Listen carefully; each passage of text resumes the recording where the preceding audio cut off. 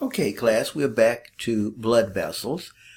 I'm back into the PowerPoint blood vessel study of. Blood vessel study of. Okay? We did the math, so now we're looking back at blood vessel study of, and we'll apply the math. Okay. Arteries are blood vessels that transfer blood away from the heart. Sometimes the blood is oxygenated, sometimes it's not. So artery is an anatomical term. Thus, if you recall, the pulmonary artery, when you did the heart section, had deoxygenated blood and the vein had oxygenated, because the word has to do with anatomy, not the physiology. Now, as the arteries leave the heart, they are quite large, as they come out, they will branch, and get smaller and smaller and smaller. Okay, so there are many arteries. Two named type of arteries, as far as physiologic importance, are the elastic arteries and the muscular arteries. Okay. The elastic arteries are arteries proximal to the heart that can easily stretch and conduct blood from the heart. All right, these arteries here. Let's talk about the elastic arteries. So the elastic arteries are close to the heart. They can stretch. What happens is, if you may recall, the only time that the heart puts blood out to the body is during ejection contraction. Most of the time during a cardiac cycle, the heart is not doing ejection contractions. That's about only 0.25 second out of 0.8 second in an average heartbeat time with 72. So that's only a minority of time. About a fourth of the time of one cardiac cycle. Now, what would happen then is if the blood vessels had to wait for the heart to do ejection contraction, then your blood pressure would go to 0 between ejection contractions. It couldn't tolerate that. You would be dead. So what I say is that the elastic arteries are like a second heart. When the heart pumps into this during its time of compression, these blood vessels stretch out. They stretch out. They take the blood. So then the heart can close its door. The aortic valve can close its door.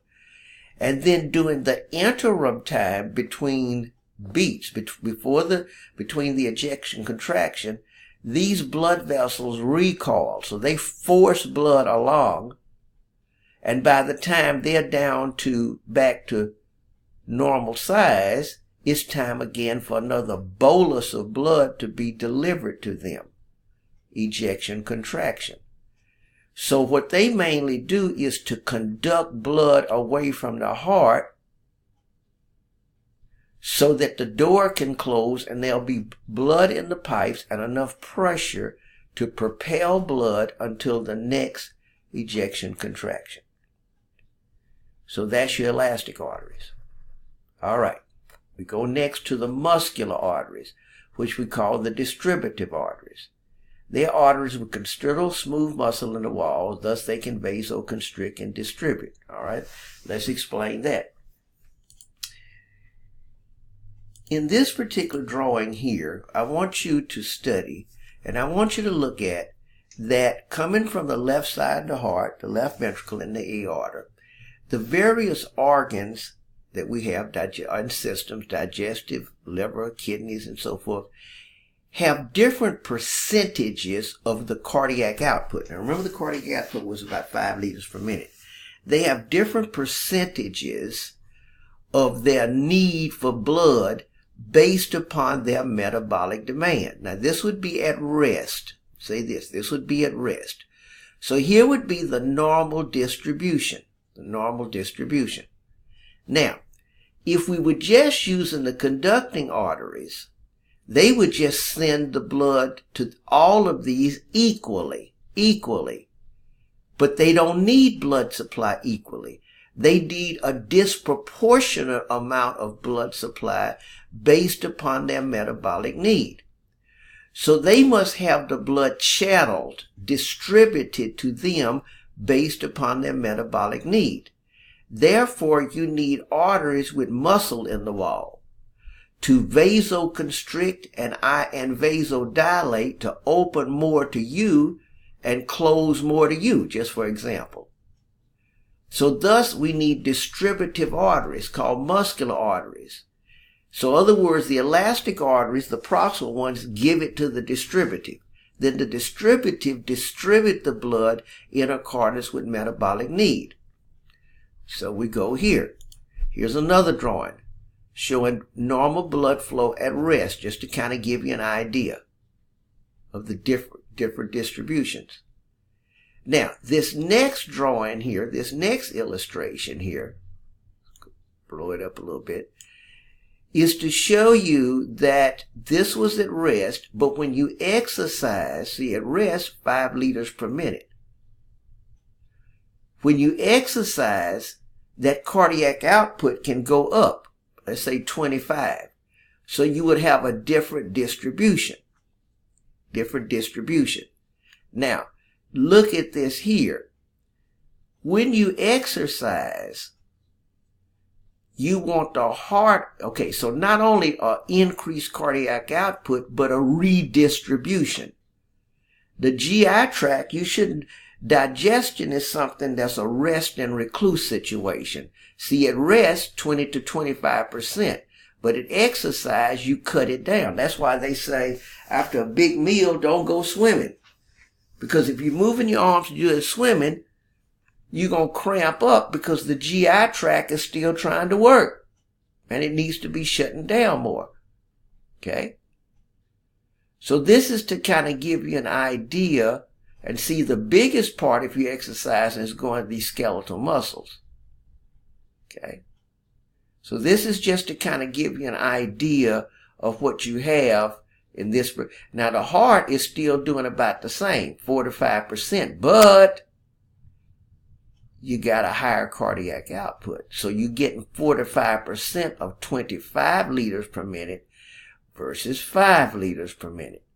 But again, this is to explain the distributive arteries, their vital function. Next, we go to the arteriole, the resistance vessel. So we look at it. Here is an arteriole. Now, I'm going to say, now the book will say it's a very small artery. Well, that may be true, but we need a definition of it. So I'm going to say a diameter of 0.1 millimeter or less, okay, which would be about 20 microns. Okay, anyway, look at all this smooth muscle in the wall. These are little guys compared to these, but they're strong. They're little guys. So these guys can extensively, let's come back down. These guys can extensively vasoconstrict. What does vasoconstriction do? It increases resistance. Remember, resistance, we did the math, equals to 8 nu L over power to the 4th. So that increase in that decrease in the radius, vasoconstriction, would significantly increase resistance. So these, the arterioles, are our resistance vessels. They are our resistance vessels. Okay? Now, the importance of that is to say this, then we'll go further. The importance of that is, let's go here, that, I'll use it here, that the capillaries, which we're going to come to in a moment, have to be very thin-walled. Why is that? Diffusion. Remember the math on diffusion, thin. If you went, because they exchange vessels to get good diffusion, if you went into them with a high pressure, you'd blow them out. So the arterioles block the pressure off. They block the pressure off. They drop the pressure, we'll see, significantly, before you go into the into the capillary, so you don't blow the capillary bed out. So that's the purpose of having the arteriole prior to the capillary. And we'll discuss that again. Okay? We go now